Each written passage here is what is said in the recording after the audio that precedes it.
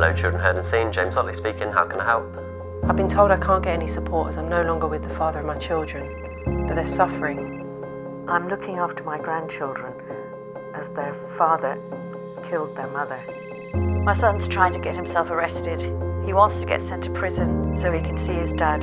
We've had to move 200 miles due to vigilantes, and now we have no support network. My husband offended against me, and no one will come to court to support me. I don't know if you can My help. daughter is having nightmares. She thinks I'm the really police will worried come because I back need and some take help her with away. explaining what my son's dad did. Can you help? I'm worried my A son is flipping going social to worker went and told him his dad was in prison for touching people. My daughter's mum is in And he's prison, now scared if he touches and someone, she thinks he'll be she's sent the to only prison. one with After a my mum in prison. grandchildren. My husband has just been sentenced. My ex-boyfriend was on the front page of our local paper. Social worker just told me to read it. No one has come to split to tell me what I need to do. I'm just so scared to go back to our home. My mum went to prison when I was 15. I was just about to sit my exams. I presumed this is when support services would step in. I wasn't open to children's services. Nobody came to support us. It was in the local newspaper. Our address, mum of 3 goes to prison, her name. So it was a really, really tough time for us. My dad first went to jail when I was 10.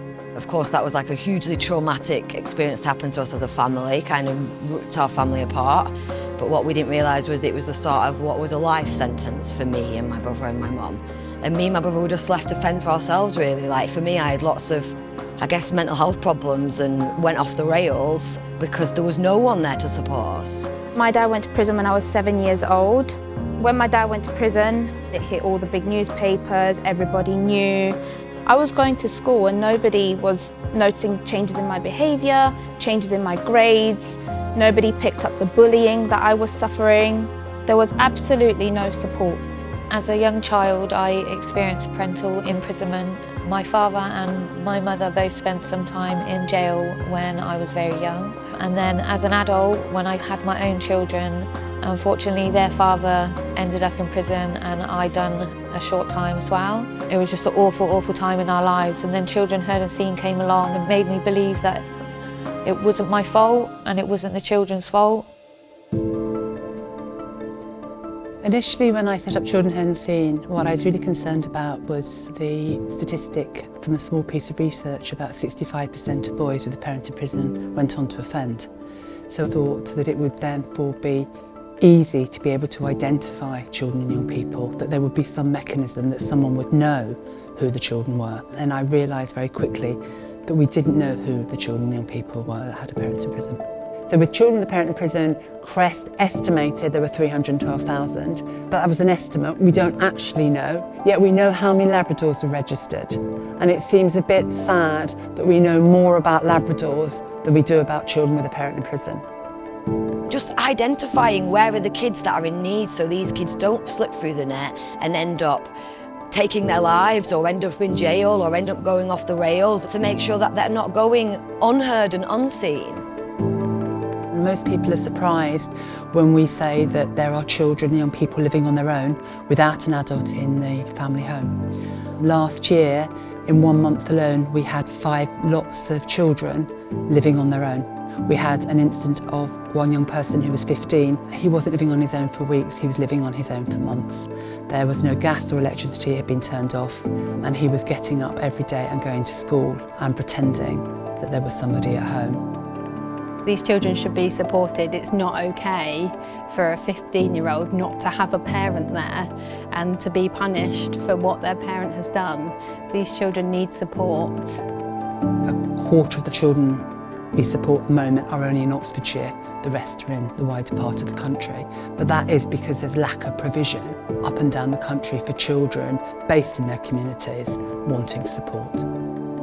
One of my favourite things about supporting Children Heard and Seen where I can is that I can come to their events and meet young people and families who've been affected but come in uniform. The more and more I saw of their work, the more I saw the benefit of supporting children when their parents go to prison, especially when police largely have a part to play within the arrest and investigation and prosecution of the individual. We're aware that it can cause harm, particularly with how children feel about the police and their trust in us, and Children Heard and Seen are there to support that, and that's the reason that I feel this model of supporting children in communities is so vital, and actually that's what needs to be more widely available. So I do get to see the actual support that children receive And really importantly, it absolutely makes a difference. You're stigmatised. You are stigmatised as there being something wrong with you or your family because your dad or your mum did something wrong. No, that's their life and that was their choice, not mine. I was targeted, I wasn't invited around people's houses anymore. I lost pretty much all of my friends. And also teachers stigmatised me too because it was in the media. So it really, really did hit every single aspect of my life. We have had children who have had concrete blocks through the window, and they've had faeces through the door. They have watched their mothers being assaulted for their father's offences. They've also been assaulted themselves. We've had WhatsApp groups at school that if my father did what your father did, I would kill myself. And then being badly assaulted and not being able to then return to school. We have had children and families that have had to move to other locations. They've had to change their names because families are associated with the parents offending that have nothing to do with them.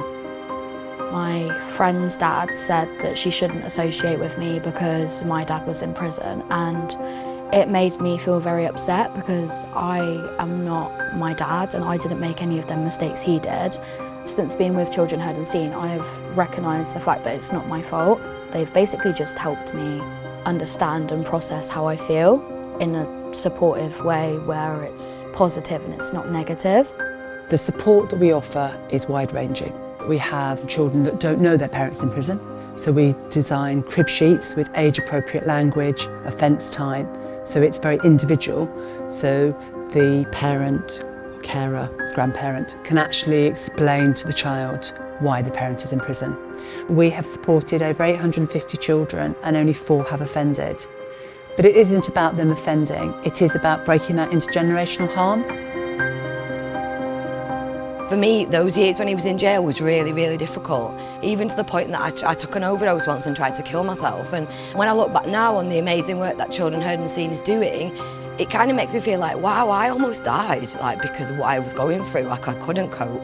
I didn't expect it to still make me emotional now. The voice of the child is the most important thing to us here at Children Heard and Seen.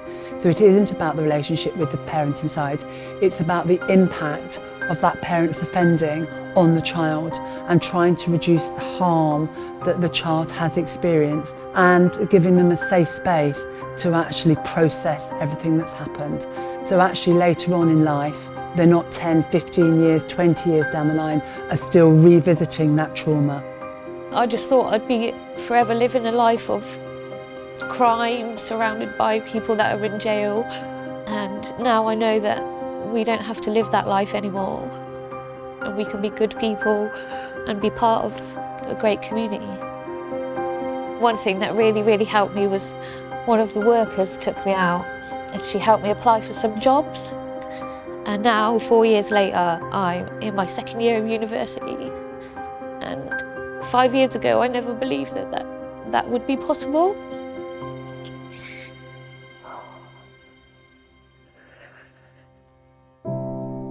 There needs to be more in place for children so they don't live throughout their adult lives carrying this trauma.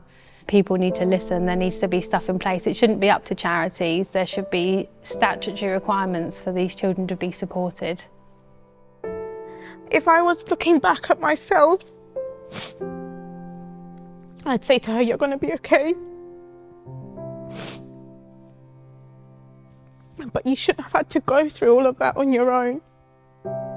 Somebody should have been there to help, to provide that safe space, that escape, that chance to sit down and be able to work through all of those emotions that you're going through, you know, to provide some help and some understanding. And, you know, to feel like you don't have to be an adult when you're 7. You should be a child. So yeah, I tell her, you're going to be just fine. But it's going to take a while to get there. It isn't sustainable in terms of a charity picking it up. It needs to be going through either through schools' admissions that could be identified when you're choosing a school place, so it's self-disclosure. And schools are best placed in terms of universal services. Families that have a parent in the military are eligible towards pupil premium. We'd like to see something similar in terms of that with the children of the parent in prison. I love it that children are flourishing achieving their potential and just seeing the change that we can create by simple support for families. If someone could have told us as a child, you're not bad, this isn't your fault, this shouldn't be happening to you, that could have been life-changing for us as a family. Change needs to happen. We need to break that cycle. You need early intervention because a child, no matter what age, needs support when their parent goes to prison.